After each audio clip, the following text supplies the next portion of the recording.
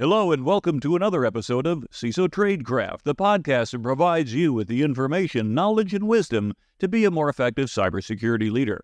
My name is G. Mark Hardy. I'm your host for today, and we're going to be talking about software supply chain security with the lady who literally wrote the book on it, Cassie Crossley. Cassie, welcome to the show. Thank you so much for having me. I'm so excited to be here.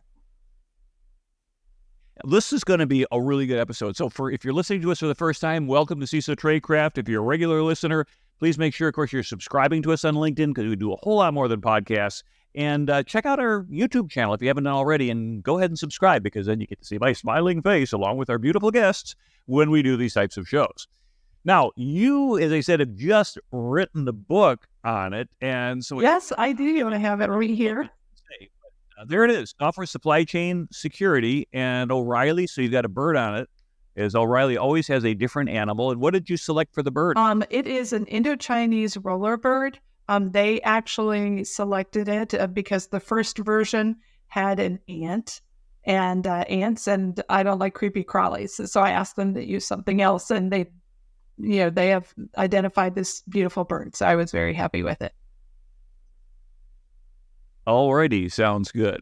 Well, that sounds like at least it's an improvement over something else. I mean, I'm trying to think, I could see ants with carpenter, Yes. whole chain of them bringing stuff and things like that. Well, one of the interesting things about supply chain is we really touch into logistics, and that's how a lot of people think about a supply chain. If I need to buy a product or something like that, it's going to go from here to here to here, and it's eventually going to get to me. Now, a quote that I remember, I might get it close, but it was General MacArthur, who during World War II was responsible for the island hopping campaign that worked its way across the Pacific. And when he was dealing with all these issues, because he's more of a strategist and a warfighter and like, but of course everybody needs logistics. And there's a quote that said, "I don't know what this logistics thing is, but I want more of it." And so we find out then is that supply chains are incredibly valuable. And your book introduces a concept of software supply chain security. And in there, from my review of it, you summarize infrastructure, security controls. You look at a secure development lifecycle and how that could impact the types of source code, managing integrity, the SBOM, the software bill of materials, assessing third-party suppliers, assessing third-party personnel risks, and 80 different controls that you could do for software supply chain security. And I guess you get those on your website. That's right. The book itself is because I spend so much time working with suppliers every day. I'm the vice president for supply chain security at Schneider Electric, and we are a 36 billion euro company headquartered in France. And when you're working and building 15,000 intelligent products every day, you really get to see the entire supplier landscape. And I'm spending so much time providing links and mentoring these other suppliers and even companies, startup companies, all sorts of different groups on what they need to consider, because it's so much more than what people might think, just even software. And, in my role where I'm working a lot with our teams on developing operational technology products, it's very important because most of those are in some way cyber physical and related to safety, that you need to be very diligent about the security posture of the products, how it's put together. So I used all of that and leveraged it and was able to put it down in a book. Yeah, and that's awesome because a lot of times people gain some expertise or whatever, and then they take it with them when they retire. They're like, "Man, I wish we had her back because she knew this stuff." But you took the time and effort to write a book, which is awesome. And I know that at one point in time, I had Bill on here from No Starch Press because he deals with publishing. I know you went with O'Reilly, but it's interesting because for people who think they have a book inside them, go look up that episode that we had on that particular one. I will also put in our show notes a link to your book so that people can find it on Amazon because it looks really, really helpful. And the interesting thing is some people say, well, does it pertain to me? And whether I'm a CISO or a director or a VP or something like that, I buy Microsoft stuff and I run it on Dell computers. So I have two suppliers and I don't have any supply chain issues. So why am I going to waste my time with this episode? Laughing about that. So disabuse of me, and of course, Well, I think that anybody who is in any company know that they have just alone at least hundreds, if not thousands, of software and digital products in their environment. You can't depend on only a couple suppliers. And who are they depending on? We have a product that we did what's called an illumination, and that product had only 35 or so direct suppliers, both at the hardware and software. And it expanded out to 498 dependencies and upstream suppliers when you think about open source and commercial libraries and all of the different chip manufacturers. So you're not in this, buying yourself. It's not just that supplier. And they are working, I'm sure, especially the larger companies, just as diligently to understand their suppliers and upstream. So it's a very daunting task, and you can't just depend on, okay, well, this is covered because they have this certification. Right. I was looking at my desk for a ordinary pencil, and there's somebody that told me a few years ago they're going to try to say, let me make a pencil without using any suppliers. So what do you need? Well, you need tree to get the wood. You need graphite, you need paint, apparently something to make the eraser and the metal and the crimper on that. And I guess over a period of 3 or 4 years trying to do all these things, such as, well, how do I got to get the pencil? I got to cut it down. I think it's an octagon. Maybe it's a hexagon. It is a hexagon. But then how do you get this in here? And it turns out we have so many different things that go into that. By the time we get to something as simple where you buy these things, a whole box of them at the dollar store, which is now $1.25 store, by the way. But the thing is that the simplest of things have this huge complexity behind it because it's all interconnected. And so as a result, when we look at physical things, it's instantiation. We can say this came from there, this came from there, this came from there.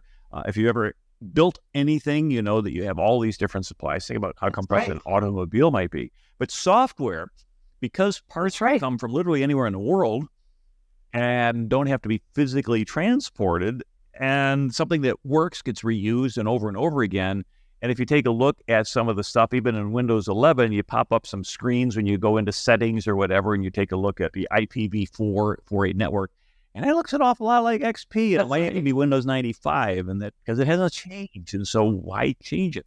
So there's a couple of things that go. I got an interesting story on that. That's in the book, is that I want to hear if you have a Windows machine, you have lines of my code, because I worked at the company that sold paint.exe to Microsoft, and they're still using some of that code on there. So that code was written in the late 80s, right? So, I mean, they didn't refactor it. And that well-written code is still going 40 years later. And then when we look in the mirror, that's where that gray hair is. You got color and a cover. So it lasts forever. I mean, who's going to rewrite an entire thing? They put out the 3D version of Paint, but, why touch, that old code? Don't like it. Yes, I still literally use Paint. And the reason being is I'll do a screenshot. Now I can do Windows, Shift S, and I can go grab a little cut. But then what? And then you'll get I just stick it in Paint. Exactly. I know how to do these things. I can add this little caption, arrow in there, cut, up. And we look at these things, and maybe we become a little bit of a Luddite in a way that we say, I got to use the old stuff. Why do something new? But the reality is, if it works, don't fix it. That's kind of the first law of rural mechanics. Of course, the second law of rural mechanics is if you tinker with it, you'll break it. And so to avoid rule 2, we stay with rule 1, and also it's faster and cheaper. Now, as we look at the idea of supply chain, and then specifically what you're talking about is supply chain security for software, we find out that even in the physical world, there's concerns about supply chain security. And probably one of the things that are within memory for a lot of us, maybe not everybody on this call, was Tylenol. And that was also 1980s. What happened back then for those who don't remember? So the Tylenol story, I did reference that in my book, because at that point, there had not been regulations on packaging and how to put things together and what was all a part of that process. So just that one, serious episode where several people died because someone tainted the material. That's no different than a malicious actor going in and modifying code today. They made modifications to a product that went undetected and killed people. The same can happen with source code and software today. People can get in and it can impact utilities and critical infrastructure. And we just saw United Health Group. Yep. And there are there are software code all around right now that are used for life-saving and making sure everything goes and executes properly.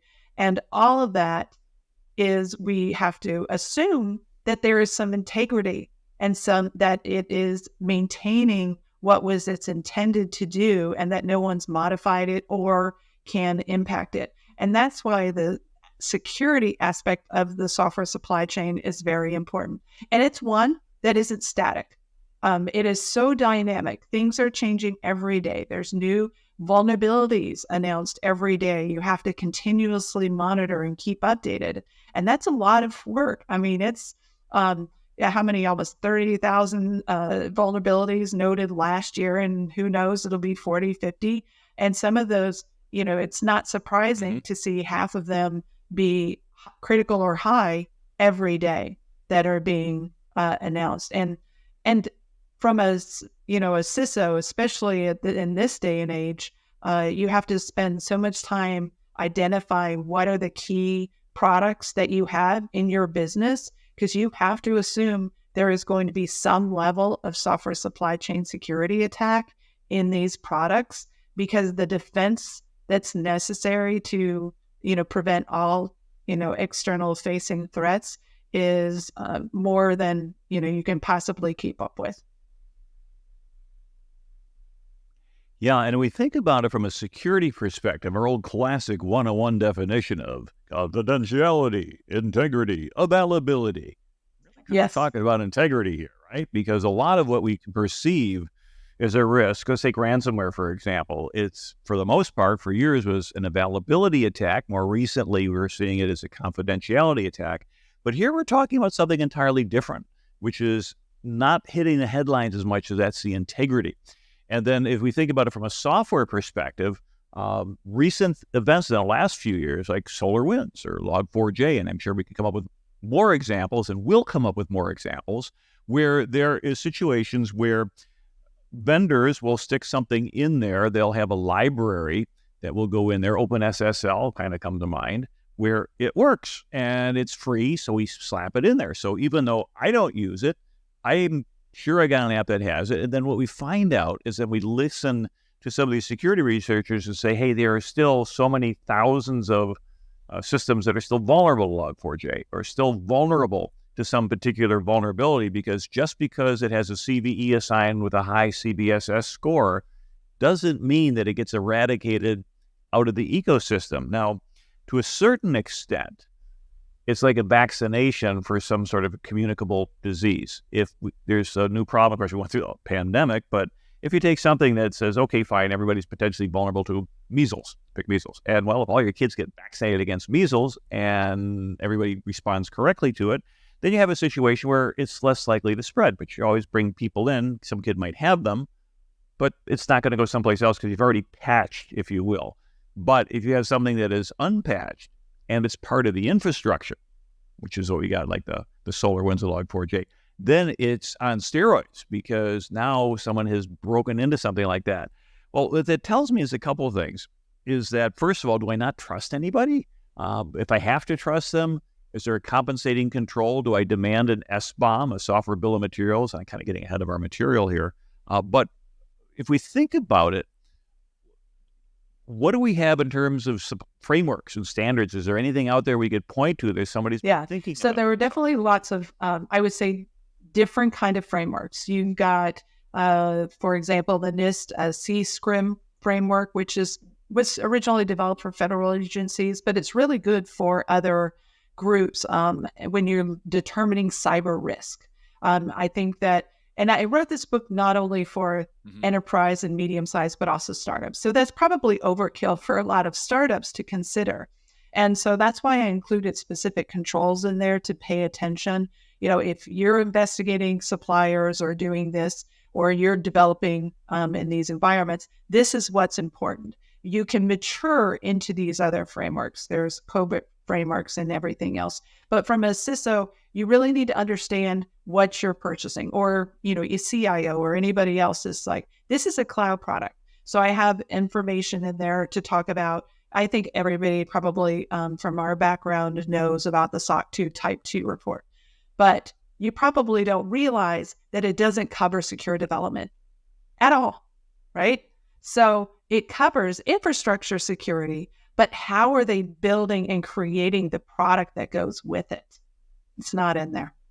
So that's really what's important to this book. Yeah, and that's the security and the controls that you need to understand is you can trust them. They've been audited from an infrastructure standpoint, but if they're just doing vulnerability and pen testing of the outer layer and all that, they're not testing even some of the simple weaknesses available, such as cross-site scripting or things. There's different kinds of things that are internal to the system with somebody with the right access controls that they might have fished from somebody could easily bypass a lot of the other controls because secure development wasn't part of it. And that's again why I really had to write the book, is understanding. I work so many people with so many people from IT security and explain to them from a development standpoint. And then I work from people with development backgrounds, but they don't understand threat modeling and the complications of defense in depth and everything. And you really have to look at it holistic, and that's very difficult for any size company to say end to end. What do I need to look for and look at for this supplier? So you mentioned a couple of times Microsoft. They've got a SDL. They were one of the first that published a SDL out there. Yet we've still seen attacks on Azure. We've still seen Outlook attacks because there's configuration issues. There could be operational issues. There could be problems in the DevSecOps, of how they move code through the system. And as a consumer and a purchaser, we're never going to be able to validate that. So to answer your question, you really have to understand your inventory of what you're using and the critical nature. I'm surprised every day when, let's see, we're dependent on our cell phones and Microsoft Teams or other environments. And what happens if those are down for 2 days? What happens if they're down for a week? Do we even know how to call the right people to get things going? And some of those basics that I think that some of us who did tabletop exercises, 15 years ago, that we knew, you keep a contact list, you do this, you do that, to go to some of those manual processes. We've gotten out of that. We're so dependent on technology that it's very difficult to be able to bring that back in. And that's one of the things that I talk about, is having that business continuity plan and understanding their supply chain, but also making sure that you have, for example, if you're looking at suppliers, you are asking them these questions. I want the questions to be asked. I love it when the questions get asked to us, because that means the customer requirements are increasing and the posture and the what's expected is increasing. And that means that the supply chain is also going to improve over time. And it suggests then that if this is something you understand and incorporate in your own product development lifecycle or service development, that you're going to get a leg up when organizations and customers start to include these requirements, and other vendors are going like, yeah, of course we do that. We'll prove it, as compared to, well, that's been part of our core way of doing things, and we consider this a competitive advantage. Because a lot of times what we find out is that we get a software development lifecycle, the traditional SDL. We says, okay, fine, and then we've gone ahead from the good old days, the old waterfall approach back in the government, where here's your requirements, and then boom, specify them, and then you go ahead and you go up to the North Pole for 3 months and you write a patch. So boom, here it is. Well, you did what we said, but that really wasn't what we meant. Can you back up to the North Pole again? Boom, here you and then we said, okay, let's tighten that up a little bit. We'll go to Agile. We'll create little Scrum groups, and we'll fix that. We're going to do that. And now, of course, we're in a DevOps or DevSecOps, as we hope to have, where, and again, as I tell people, turn off your automatic updates on your cell phone just for a couple of days, and then see how many things get changed in the last 24 hours when you go ahead and you take a look at the App Store or something like that. And for this guy, I have 28 updates total are pending. And I just updated everything with the last 2 days or something. And I'm not a big app guy. It's not like I got a ton of things in there. But what happens then is because our software supply chain is not package it up, ship it out, and then like the good old days of mainframe, well, once a year you had a big update you had to apply, and that was the weekend you spent all night working things and it was going. It's happening all the time. But now what we're saying is, in addition to the software development life cycle, is a secure development life cycle. When you say a secure development life cycle, is it a secure software development life cycle, or does this exist independent of software, and it's really a different way of thinking about how just as we hear the term DevOps and then DevSecOps, secure software development lifecycle, really, if you put it all together, that's the way it should be. It should be an integrated part of the DNA. So I come from both worlds, right? The waterfall, rational, unified process world, and then I also come from the Agile. And they both had their advantages. The advantage of waterfall is, we were very specific about requirements and how they go through it. And with security requirements, that's the same thing. With an Agile world, which is great, you're getting to that minimum viable product very quickly, but you don't necessarily always include the scalability and all the security pieces. So it's very important that you have a team that understands not only what security means, but in part of those processes. So if you're doing a sprint, it's not all about the functionality from a consumer standpoint, but you're also including those activities that are needed from a security standpoint, such as if you're fixing bugs, you're also correcting vulnerabilities. Scanning, you should be doing scanning, like any kind of build or anytime that something's committed, it's scanned before then and evaluated by these tools to see if there's any known vulnerabilities or anything in that before it's committed, and otherwise it'll block the build or block the deployment or releasing anything that you needed to do. So what's happening today is I'm still seeing that either it's, especially, maybe smaller companies, they're not following an SDLC, they're doing Agile. It's very sprint oriented, but they're not taking as much care to do the threat modeling, which is a significant practice that to really evaluate the security posture of a product, and they're not evaluating the security requirements. So this could be as simple as, what is the, am I going to use certain hash algorithms, or how am I going to do that? What are we going to do from a technology standpoint?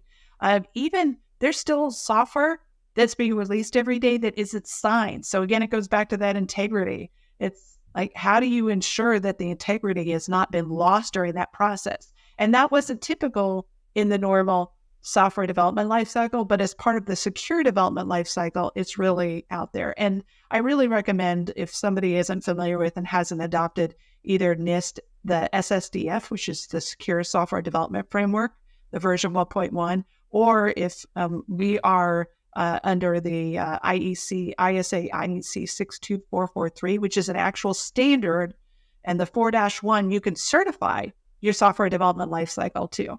And those are for if you're doing industrial control systems, but really anybody who really wants that certification and that third-party audit.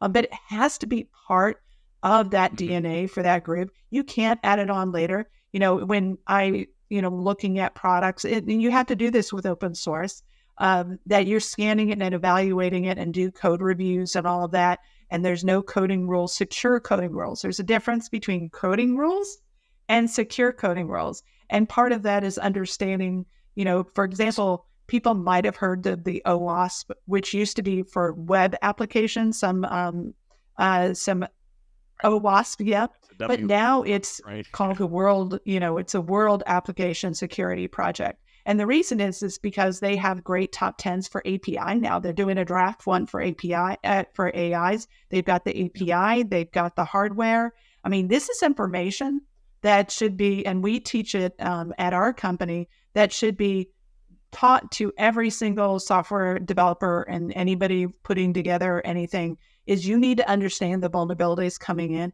And that's why it's different. Just like they need to learn how to understand their languages, they need to understand the attack paths. And we need to do a much better job on that. And that's that concept of shift left, which I know some people don't like that term, but you're putting it up front into the cycle, in the design, in the requirements, in the threat modeling, and with the people who can make a difference and not have to include it at the end or when they find a mistake. And there's some great wisdom in that. Now, it's interesting as we look at all these little parts and pieces that we're going to put together, and as you said, the DNA change is important on the culture because ultimately you could specify a whole lot of requirements internally where your team will do that, but if they're not enforced and it's not something that there's a little bit of a peer pressure on, and this, of course, thing's got to be out the door by 5 o'clock Friday, it's going to go out the door one way or the other. Now, as we look at those of us who have software development shops, where a lot of organizations do, a lot of times, sometimes web-oriented, but not otherwise. The thing I like about your book is because when you're coming out here in 2024, you can include things. We're talking about source code types. And I'm talking about your chapter 5, where you have open source, where we just go ahead and grab a library. Okay, OpenSSL. Commercial, where I go ahead and we pay for it. Proprietary, we write it ourselves, although we'd like to think we do a good job. It could be Bobby the intern who wrote that code over the summer, and it's got some real problems with it. We've got to rely on the OS, the operating systems, and the frameworks. And then we got the last two things that you include, which I want to go ahead and just point out a little bit because they may not be as intuitive as the first one. The first one is low code, no code. And the second one, which I said is great because when you're coming out now, generative AI source code. So let's talk about low code, no code. So there are platforms out there where business teams, non-developers have the abilities to be able to create, let's just say either small apps or something like that, or it can be actually, you can have dedicated developers that build it off those platforms. And what that's intended to be is that there is an overall base platform and infrastructure that the teams rely on. So you don't have to build the basics from the beginning. It's very, I may be saying the wrong word for people who understand original object-oriented, but when you think about a business person being able to say, I want this data field and move it over here so I can display it. So it's really meant to be easier for them to not do any coding at all and produce some application. Mm-hmm. Now, what we're seeing, though, is that is very common in HR environments and other kind of finance environments. And a lot of those business applications and usage are also using PII and certain data. And those non-developers don't really understand about access control. They don't understand about data protection. And so it's like, oh, I have this data. And all of a sudden, it starts generating these reports and things that, as anybody who build business applications, as part of their past life, know there is so much to worry about in that standpoint. So I wanted to specifically mention that because you have to consider it as an avenue for someone, let's just say a malicious actor who's entered your environment, to make use and go straight to those environments because no one's evaluated them. They've not done any testing on them. They're just under the radar. It's not even shadow development. These are approved systems, but there's no gates and checks and balances to make sure that what they're doing is what we would have to do as business application developers normally in the past. And that's why I wanted to mention that in the book. Yeah, good point. Now, and then, of course, the other thing I mentioned about generative AI source code. So I saw something in the press today, I was a Wall Street Journal or whatever, but kind of urging people to move away from using older languages like C because of the memory management problems. But this is beyond that point. It's just a matter of being a prompt engineer. You are a developer you're a developer with 20 years of blockchain experience or something ridiculous like that. But the point is that you could get this thing to code. And I've had to write some stuff for me, simple things, just to demonstrate concepts and pick a language, JavaScript. I even got to write stuff in APL, which was kind of interesting because I'm surprised that somebody dug that out and they put that in there, but it's part of the ingest. So what's the issue about generative AI source code beyond an interesting idea, which is from an intellectual property perspective? If you want to go ahead and patent, trademark, or copyright something and it came out of generative AI, you may have already pre-invalidated your intellectual property rights. Yeah, and you said that there is actually a legal suit right now that I reference in the book because generative AI was not providing adequate, let's just say, not acknowledging the open source developers that were part of that. They could detect through signatures that their code was used in what it generated. So you have legal implications, which, what could that mean? There's certain licenses that, based off the declaration, you have to provide that source code. So if you use that generated AI source code and it included one of those licenses inside of your proprietary code, you might have to disclose the entire source code. So that is, first off, a big concern and quite discussed and being followed in the industry. Now, if they were properly acknowledging that maybe the lawsuit will, change over time, and I know that the different copilots and generative AI, they're working to better identify and attribute the data for where that came from. But one of the, there's two other points, one of which I did not include in the book. I thought of a better example later after I released it. But the first in the book that I talk about is that when somebody is generating code, it's learning off of a database that is fallible. It has mistakes. It has vulnerabilities. So we should not expect that code to be the same code that you would expect maybe a 20-year, veteran in the industry to write.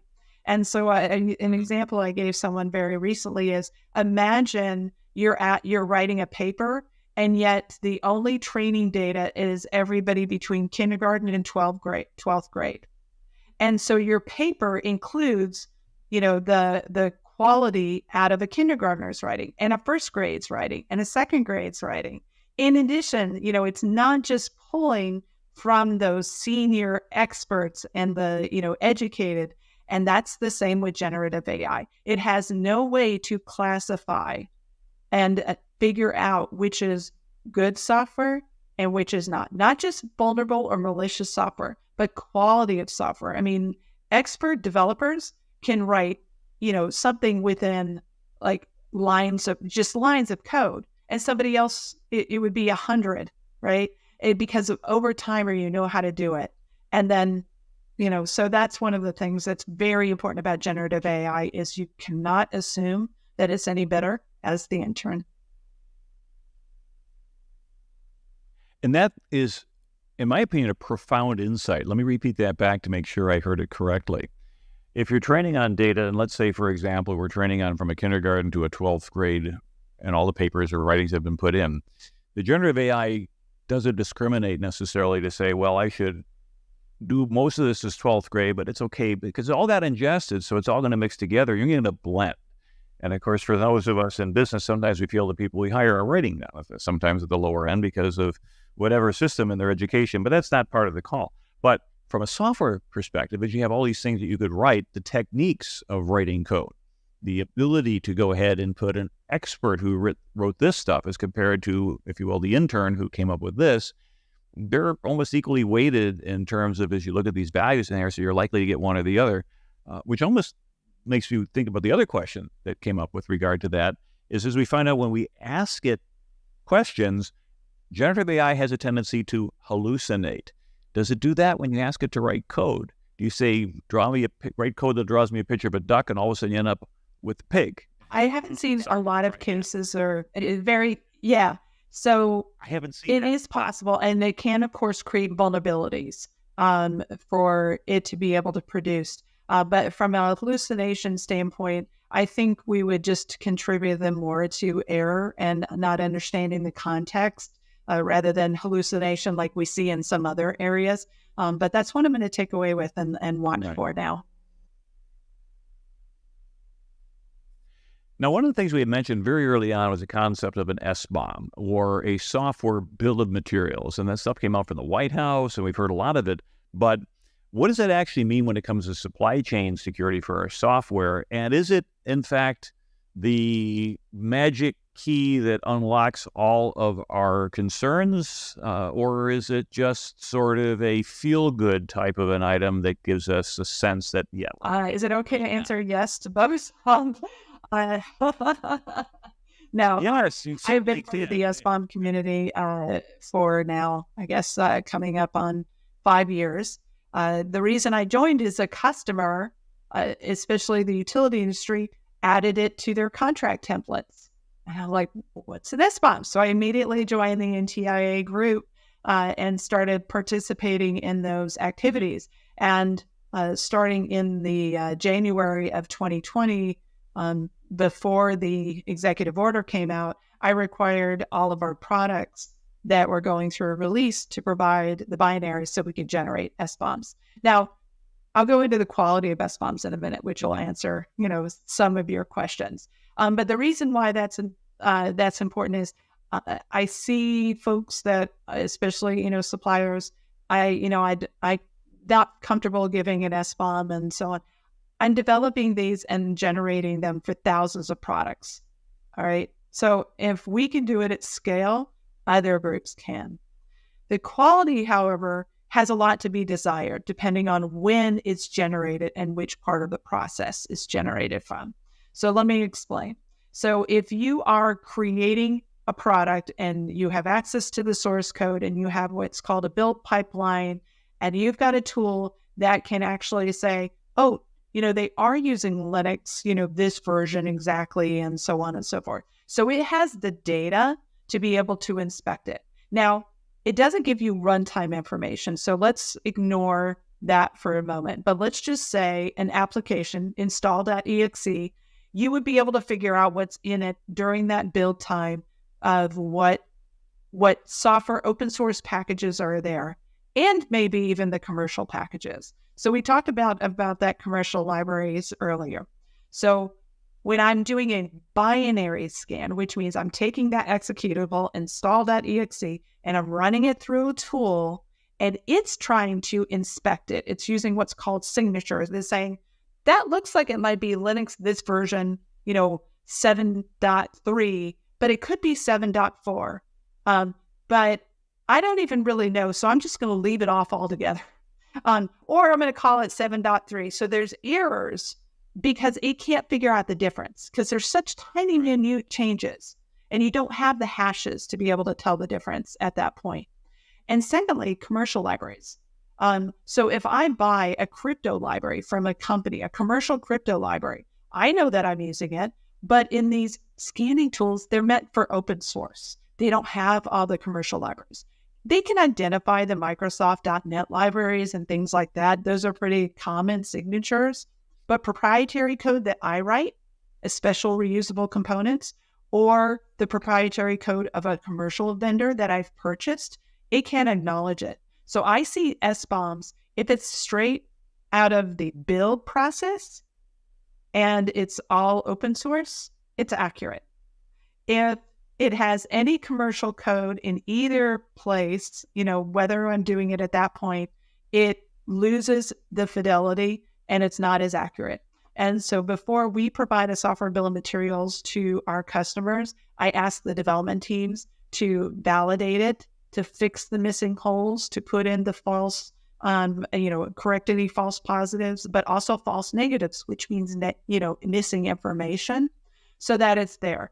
Now, can somebody use it for full diagnosis of a problem? No, because now the next problem with SBOMs is a lot of them are only being able to tell, here's what's called my first level dependency. So if I bought that commercial library and let's use the Microsoft.NET. It's a compiled DLL, right? It's in a software package. I don't know what's in the source code. They could be calling log4j unless they provide me an SBOM. Or I have some materials that say maybe from a previous security disclosure, what potential open source may be in there. I have no idea. So it's a black box to me too. And that's called a transitive dependency. That means that there are additional fourth party and fifth party dependencies in this SBOM. So SBOMs are not going to give the final answer to the quiz. They won't tell you if you're impacted, but they will give you some guidance as to, should I start to go look at that? And so I think it's important for everybody to be asking their suppliers for their software bill of materials. And you mentioned an important point about the transitivity or trust being transitive. And I say it is not, because if I trust you and you trust Bill, it doesn't necessarily mean I should trust Bill, because trust has to be built up individually. So it doesn't transfer down like A is greater than B, B is greater than C, therefore A is greater than C. We've got good rules in math that allow things to go ahead and be the transitive property that works. So if we have something that we figure SBOM helps reduce our risk. It's not perfect, but it's better than nothing, and it's getting the discipline of everybody going. And some of them will be a lot more accurate than others. And we also have a process where our software development lifecycle, we inject security, we're doing threat modeling, and we're doing risk and everything else like that. And then we come up with something, and boom, here it is. And so this is our great product. And of course, we'd like to charge for things when we can, at least a lot of corporations do, because that's how they stay in business. But then we see counterfeiting, whether it's counterfeiting of a physical device or manufacture everything from a USB cable, that we look at some of the things that are made to extremely high tolerances. And other ones, you look at them and you go, wow, I've seen some nice little kind of YouTube videos where they put in there and they said, this is blobs of solder in there. And you think it's supposed to have all these wires and it really doesn't. And the like. From a software perspective, how do you spot those particular counterfeits that someone might have slapped together, because the SBOM itself doesn't really represent a reverse engineerable bill of materials where I could say, here's my SBOM and here's my product. I can't go ahead and put the product in a decompiler and have it come back to these values. So I have a questionable product, it's real or it's counterfeit. I think it should be this. How do I know if I got this? So I talk quite a bit in the book about the integrity and how you can validate that. It depends on the different instances. There's ways to do hash. There's ways to check signing, and certificates. The important thing for validating all of that, as I mentioned, is so that the proper secure development lifecycle will provide integrity checks, but also give customers ways to validate that. Either it could be, and let's talk for a minute about hardware. I mean, there's trusted platform modules. There's a different ways besides just software checks that you can have to prevent the integrity from being disrupted. So it can be done at the hardware level. It can be done through software levels. So when somebody's developing products, they need to see, what's the best check. It's changing every day in the application security world, especially in infrastructure security and other areas. There are still, unfortunately, lots of areas that the integrity checks are not there. How do you know when you hit, a website or Salesforce.com or something like that? How are you validating the integrity of that? And I think that some of us, especially, we have come to realize that you have normal kind of bypasses that can happen, and we have defenses for that, so that type of squatting in other areas. And think of that like a software counterfeit, right? So if someone's type of squatting or doing areas that they're trying to change the route of something like that. But one of the things that I really cover is I want to make sure that the integrity is not missed during that life cycle. So what happens a lot is developers finish and they've signed the product and so on and so forth. And let's ignore the SolarWinds, which actually they signed malicious code into the product because, that was somebody got into their build system. But let's say they've signed the product. How is the manufacturing site checking that? That's a question. I mean, right? Because it might have, that code probably went through a couple different channels. I mean, remember the days where we would send it in CD over to the manufacturing site, but now it goes through these different pass and distribution channels. All of them are subject to attack. And we're going to see more of those every day where those intermediaries, it's not getting checked. And so that produces a type of counterfeit. It can be replaced from a software standpoint. Not only do you have to worry about the hardware counterfeits, so let's say you're getting, as mentioned, a pacemaker, right? How do you know? What's the traceability? What's the provenance, chain of custody of all of that through the process to make sure that the moment that firmware on that pacemaker was done, then not let alone, there's always a mobile app now, right? Sort of scary that it's got some Bluetooth capability. But so it goes through this process. And it was Dick Cheney who signed, I do not want that in my pacemaker, and they didn't put it in there. That's happening. Yeah, so all along that supply chain, it's going through shippers, it's going through different areas, it's going to different distribution portals. Like if you're putting up the executable, like if I want to get a firmware upgrade for my printer, I go to their portal. And how do I know their portal's not been compromised? It's a real portal. So there's that risk and that counterfeit and integrity that happens all the way from beginning to end. And that's enough to keep us awake at night. And we could talk a lot more about that, but I'm looking at our clock and we've used up our 45 minutes. And I think we could talk another 45 minutes more of fascinating things like that. But Cassie, your book, Software Supply Chain Security, hold up one more time, available on Amazon. We'll put the link in our show notes so you can find it. But any last closing thoughts before we wrap up? Even if you are not a software publisher or manufacturer or anything, I wrote this book so that CISOs, procurement people, legal, business can understand. There's a whole section just on if you are identifying suppliers, this is the things to look at. And it provides enough guidance. You don't have to be a technical expert. So I encourage you to buy this for everybody in your organization because this will give them the baseline so that they don't have to shy away or be afraid if the word cyber is in something. So I really want this to become democratized, where it becomes as common as asking, okay, what's your financial situation? It should be, what's your cyber situation? Wonderful. Well, Cassie, thank you so much. I appreciate your time and all the effort you put into this book for our listeners. Thank you for tuning into CISO Tradecraft podcast. We hope that this has provided you with some additional information to help you in your CISO or cyber career. This is your host, G. Mark Hardy. It's been a privilege to be with you. And until next time, stay safe out there.